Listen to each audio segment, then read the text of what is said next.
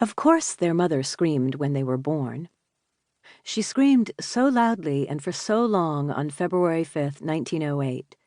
The neighbors pounded on the wall to command her to stop. But 21-year-old Kate Skinner could not help but scream. After 14 hours of unrelenting pain, her baby had not come. It had not even seemed to budge. The midwife, Mary Hilton, began to fear that the unborn infant had died. She ran downstairs and out of the house to call for the doctor. As if impelled by the midwife's alarm, the birth suddenly proceeded. For a few minutes, anyway. When the baby was finally halfway born, everything ground to a halt. Something was in the way. Twins, the midwife decided. There were already 5 sets in the family. Kate herself had been a twin. One baby must have been blocking the path of the other. But how exactly, Mary Hilton did not know, until out came a pair of feet that could only belong to a second baby. It was as if both twins were determined to be born simultaneously, one head first and one feet first. The head first child prevailed.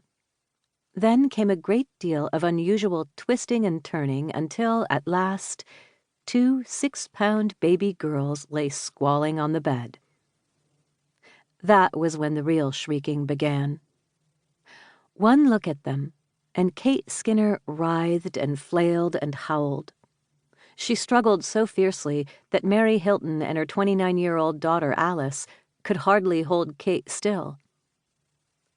The babies were pretty little girls, each with 10 perfect tiny fingers and 10 perfect tiny toes, the pair of them as alike as 2 flower buds on a single stem. Kate was not looking at their faces, however, nor their fingers and toes. Instead, she had seen the base of their spines, a raw-looking swath of flesh that fused the newborn sisters back to back. Conjoined twins, we call them today. A rare type of identical twinning due entirely to a quirk of timing. Usually, identical twins occur when a single egg cell divides in half sometime during the first 2 weeks after fertilization. The 2 halves then grow into a pair of complete and genetically identical bodies.